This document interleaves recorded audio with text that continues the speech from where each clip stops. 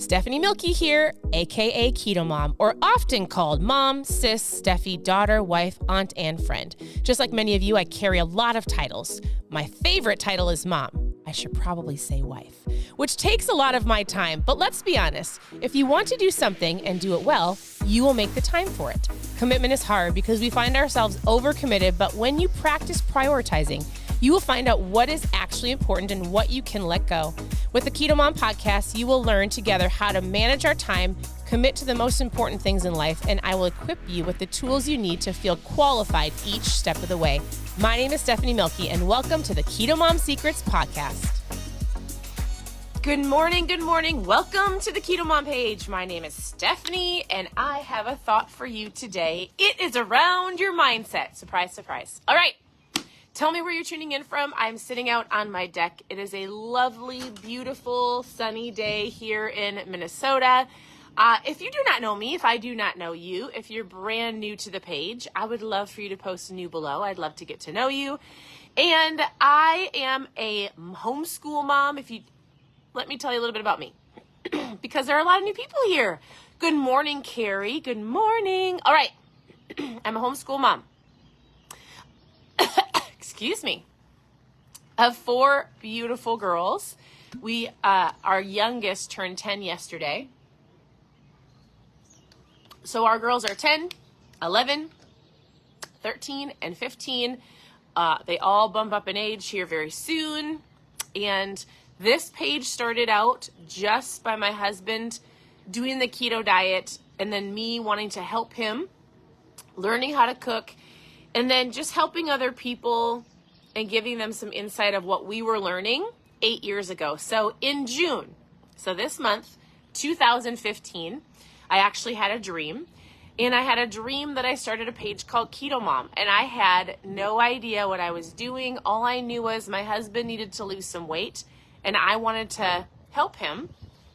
Also, I just thought I should start eating healthier. Because for me, I ate like a child. So all the way up into my 30s, I did not touch anything green, didn't eat a vegetable, had never eaten a salad in my life.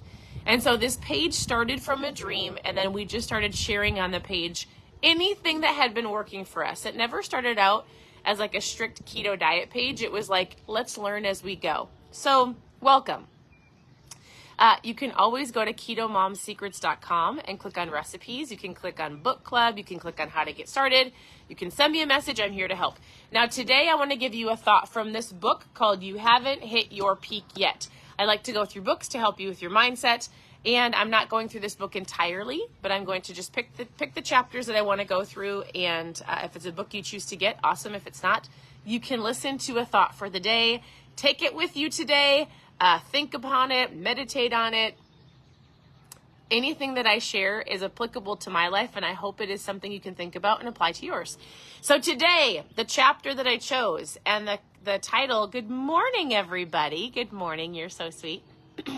Is Happiness Breeds Success. So there's just a couple thoughts I have for you, and I started and I labeled this live. The mind is the most powerful tool in the universe, but you are the one who controls it.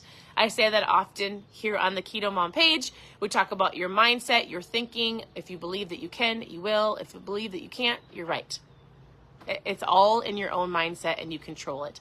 And there's lots of factors that play a part in why you believe what you believe. And some of those things have to be ripped out, torn to threads, thrown in the garbage, because you don't need to believe that way. You just need to be told, right? You don't have to believe the things that your parents said over you or the things that you were told growing up. But as adults, they've been ingrained in our mind, and we have to break that and retrain our mind to believe that you can. You can be successful. You can lose the weight. You can feel good. You can have, or you can achieve, even if people have told you in the past you couldn't. Right? All right, so happiness breeds success. Abraham Lincoln said this: most folks are about as happy as they are as they make up their minds to be. He goes, Abe knew that he was Abe knew what he was talking about, and in a final analysis, I think he I think you will find that the only thing that can make you happy is you. So in the beginning of this book, he talks about happiness and what it means to be happy. Oh my goodness, Linda, you're so sweet. It's totally fine. Listen, what's so great about these lives is I hop on in between the cracks of my day from homeschooling and doing all the things I do as a mom, right? And then working from home. And they don't disappear, so you can come back and listen to them later. Or they're on my podcast, Keto Mom Secrets. So the thought today is happiness is just a state of mind. So in the beginning of this chapter, he says, what makes you happy? What would make you happy? Do you feel selfish? Oftentimes I'll say, like, some people will say, I don't deserve to be happy. Why? What does happiness really mean to you? We might have this bad view of what that means. So what makes you happy? Happiness is a state of mind. So are anger, sorrow, disappointment, and loneliness. The mind is the most powerful tool in the universe, and you are the one who controls it. Like a car, if you see your mind heading in the wrong direction, you can steer it the other way. You need to recognize when you have negative feelings and try to steer your mind in a different direction. You don't want to be dwelling on the situation that brought you, to this emotion. So he says, all right, if you have a hard time answering this question, what makes you happy? Answer this question for yourself. What has made me happy in the past? And he goes down the route of, people at the end of their life. They don't say, I was happiest when I had the house and the car. They talk about the people and the places and the memories, right? What makes you happy? Or what has made you happy in the past? All right, the definition of happy is this. It's not the fleeting, living in the moment, living for the things. He goes, I think happiness is a way of life. Truly happy people may have difficult times, but they know how to bounce back because they know better times are possible. They are content to have more positive thoughts than negative thoughts, and they also understand that their happiness depends largely on how much happiness they share with other people around them. All right. In general, there was a study that was done. It was like the Albert Einstein College of Medicine questioned 243 people over the age of 100. So there was a study done. Everybody that was involved in the study was over the age of 100. And they found that all of them shared personality traits that led to how they made it to 100. They were like, this isn't like if you do this, you'll live to 100. But they said, in general, these long-lived people are, and they had a couple things that they all were: outgoing, positive-minded about other people, full of laughter, open with their emotions, contentious and disciplined. Is that the right word? Contentious and disciplined, unlikely to obsess about anxiety, and guilt. And so he goes down the route of, and actually this is something that I don't talk about a lot on this page, but it is true, 100%. So if somebody comes to me and they go, all right, Stephanie, I'm doing all of the things. I'm weighing my food, or I'm measuring my food, and I'm working out so hard, and I'm not eating any sugar, and I just can't lose the weight, right? If somebody comes to me and we work through it for weeks or even months and they feel like they're not achieving their health goal, there's two things that I'll ask them. If they're doing all of the things, and he's going to talk about this in a second, the two things I'll say is, well, first of all, how are you sleeping? Sleep plays a factor in your fat loss. And then the next thing I say is, how are you stressed? Like, how do you feel like your stress level is? Your stress level and the way that your mind goes in different directions, whether it's fear or worry or anxiety or stressed out, 110% plays a factor on your fat loss, plays a factor on your health. And he talks about how people underestimate the power of stress and what it can do on somebody's longevity of their life. Focusing on the good and not worrying about the negative may have a positive impact on your overall life expectancy. And so he talks about how they've tracked people's sickness in their body. And I'm not going to say all of the sicknesses, but how stress plays a huge factor in how people either take on disease affects them, their sickness in their body. And I would say, if you're achieving your fat loss goals, if you're like, I feel like I'm doing a whole bunch of things right, I would say let's evaluate. It's not just about happiness, but it's the opposite. Like, are you stressed out? Are you worrying about things that shouldn't be worried about? You can't control. Do you sit and let your worry overcome your mind? And if that's the case and you're stressed out, there's things you have to work on to de-stress. Like some things you have to say no to.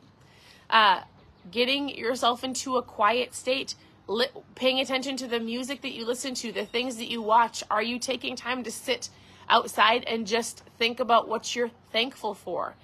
Or are you constant in a state of stress and worry that you just can't let your mind rest? If you don't let your mind rest and your body rest, it is going to cause some serious sickness, and it's not going to be great. So in general, he's talking about happiness as a state of mind, but you also have to work on getting the fear and the worry and the anxiety out.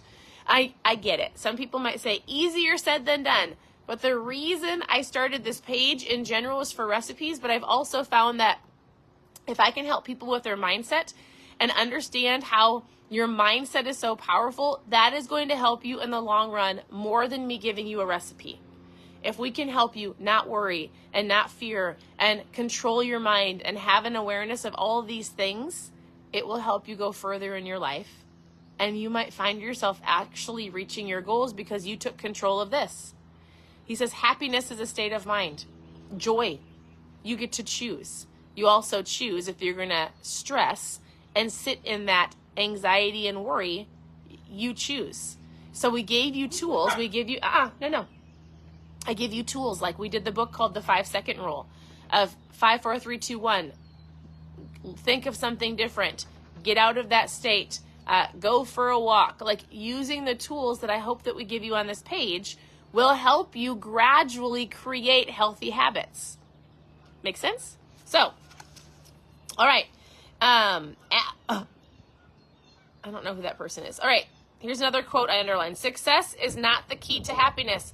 Happiness is the key to success. If you love what you are doing, you will be successful. There's a couple more quotes I underlined I just thought was super great.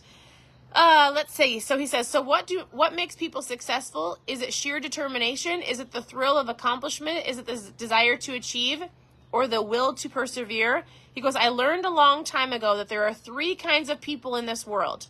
The wills, the won'ts, and the can'ts. The first accomplish everything, the second oppose everything, and the third fail at everything. Will you be a person that will? Will you be a person that won't?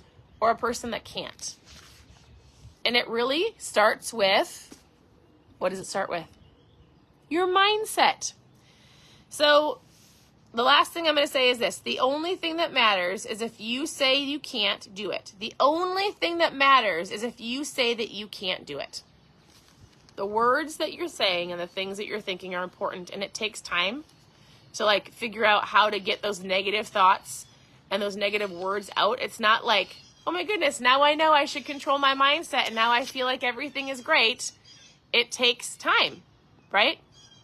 It takes time for you to try to figure out how to switch your mindset from a negative to a positive. It takes time to find the things that if you've been sitting in this place of sadness or a place that's not great, it takes time to remind yourself what actually makes you happy.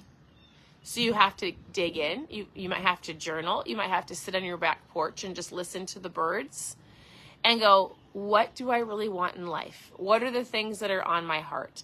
How can I de-stress? What makes me stressed out? Can I remove them?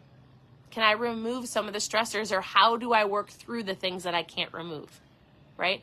How do I really control my mind? Is it going for a walk? Is it doing some breath work? Is it whatever it is? You have to figure that out, but it has to be done in order for you to truly feel like you can take control of your life and not just lose the weight, but get to a place of, get yourself to a place of gratitude. and the goals that you actually want to hit, right? Guess what, Lily? So Lily says, I wish I could control my mind. I wish I could control my mind, control my fear and my addictions. You know what it takes? It takes a lot of practice. You might need to find an accountability partner. My question to anybody when they sit in this place of worry or sadness or addictions, I say, how do you start your day? How you start your day 100% will, I mean, there's things that happen that we can't control, but I promise you, if you can start your morning off with a place of gratitude and give yourself some time to think and give yourself some time to just sit and be and breathe before you start your day, it will help you. If you get up in a rush and you're like, run, then that's going to be your day. But if you can wake up early, 5, 4, 3, 2, 1, get out of bed, grab a book, grab your Bible, grab a journal, listen to a podcast, or just sit, even for 5 minutes. Go get the book, The Miracle Morning, and it will help you elevate your morning so that you can work on controlling your mindset. You can work on defeating those habits, and you can work on defeating those addictions. Not overnight, but if you do the work, you can get there. It just takes patience and time and your mindset. So, all right, that's what I have for you this morning. Thanks for tuning in. Continue to tune in. Your presence matters. Ask questions below. I will come on and answer any questions that you have or just give some insight on anything that I read in the book. So thank you for tuning in. Have a wonderful morning, and I'll talk to you very soon.